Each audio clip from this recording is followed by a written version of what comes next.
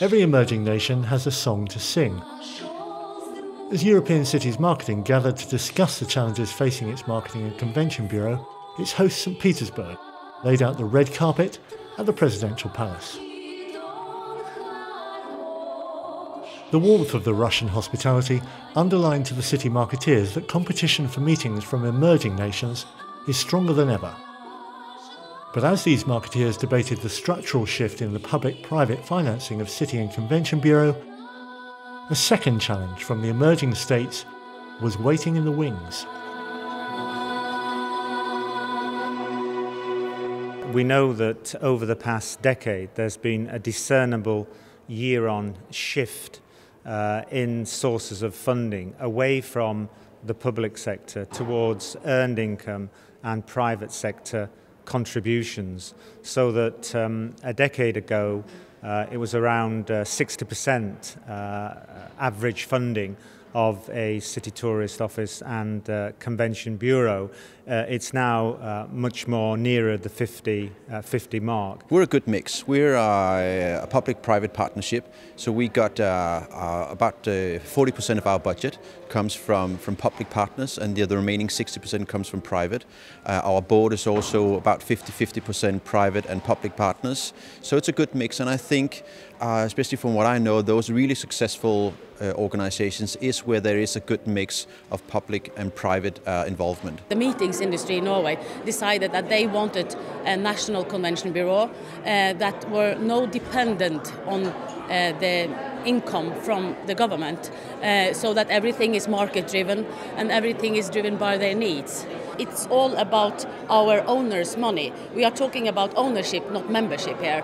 When the owners invest in something, they want return on investment, and then the demand is very high. When we take some of their money, go to the governmental and match it up with official money, they still want to have the same ROI, and that's a good thing for me to report on the official side, because then they get something that is measurable, something they know what it has gone, how we have spent it, and what was the outcome out of it. We all suffer under budget cuts and things like that.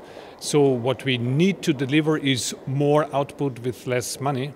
Many convention bureaus are part of the city tourist offices anyway, and they have the same funding, and they use the same office infrastructure, and they use the same overhead costs. So to stick together is also an idea to minimize cost and to have maximum output. The bed tax is almost a panacea in that it provides a three-legged stool. Not only do you have the city government grant, not only do you have earned and private sector income, but you have a third source of revenues which are coming from so-called hypothecated taxes, usually on accommodation providers, that go directly back to swell the coffers of the city Tourist Organisation and Convention Bureau. Those cities that have a bed tax, I think they're in an unfortunate position, and you see also that they are traditionally strong destinations. There's also many destinations in the US that has a bed tax. Such taxation is not eligible in many countries. There isn't enabling legislation to permit cities to levy such taxes. So that option of a third leg to turn the financial stool from a wobbly to a much more stable one, many of our members, the majority, can't avail themselves of it. I hope that this will be a useful afternoon for all of you. Some of it will be very well known to some. Some people will be even more knowledgeable than some of our speakers. You may also know that ECM started a project last year, starting to collect meetings data. I gave in the data that I had, basically on international associations, because that's what we've been doing for a long time. And I thought, well, this is not going to be very interesting for me, the results. But then I saw when Olivier introduced them to me last summer that this was actually quite mind-boggling. We've mainly been using the statistics provided by ICA and the UIA, which focus on a specific segment of our sector, and that is the international non-corporate meetings. But this sector is much broader. We have a lot of corporate meetings, international or national. We've got also a lot of national non-corporate meetings, and what we wanted to do was to put for the first time those other types of meetings on the map. Corporate meeting is as important as an association meeting, so we want to show the real figures, because we know there is much more in there that is shown so far in some statistics, and we are getting better and better and better, and our big goal is not only to deliver statistics, but to deliver comparable statistics. We've got a framework there, just as with the member finance survey and with our benchmarking report, that can be developed into the future, and that's a point I've been stressing today, that we can fine-tune all these survey instruments so they give us that information that will be not only great for our members, but will enable us to lobby much more effectively.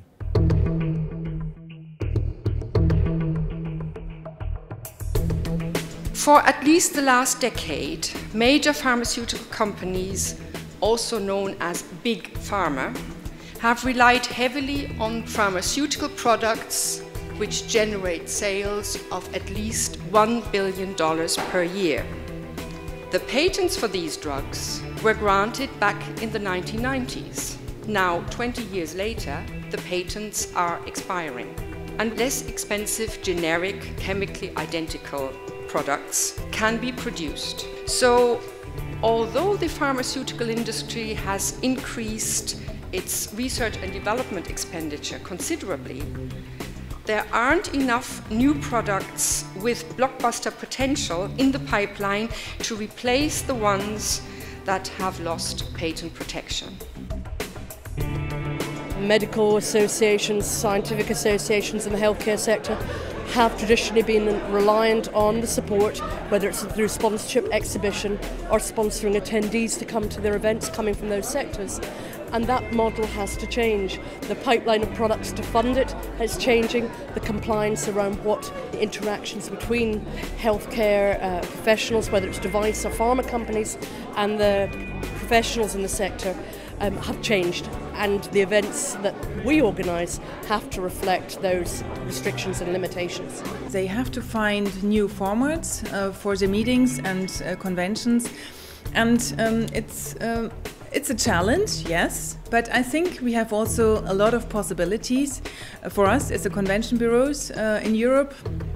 We really should have more communication with the industry, with the pharmaceutical industry and the key players. So that means we have to come back together and create an effective network. And when they do come together, potentially more serious problems for both parties lie ahead. Earlier this year, the Indian government used a compulsory licensing provision to circumvent Bayer's lengthy patent on their cancer drug Nexiva. Previously, Bayer had been charging $5,500 per patient per month. But this soon took a tumble. With the patent protection gone, the generic version can be produced by Natco Pharma, and that will cost $178 per patient per month. And of that sum, Bayer will get 10% license fee. And it means that the pharmaceutical industry, which up to now saw emerging markets like India as key growth opportunities, are very worried that the intellectual property protection could be undermined in other important markets as well. What will happen if China adopts the ruling of the Indian Patent Office?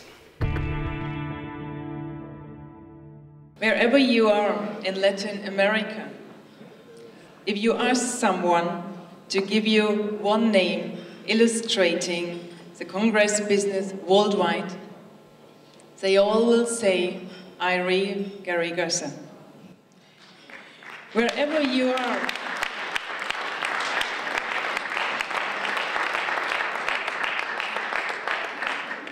wherever you are in Europe, and if you ask someone to give you a name illustrating the Congress Bureau associations or the Congress Bureau activities, they will all say Irene Garrigasa.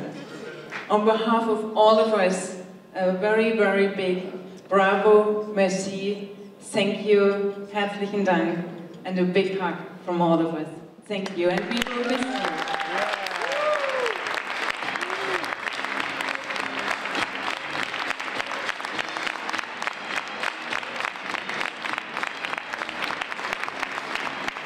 The goal from the whole board of ECM is to really involve more members from the convention side to from our industry to our association. So we would like to go also to Asia and to other markets and really would like to work to bring new opportunities, new marketing activities to the members.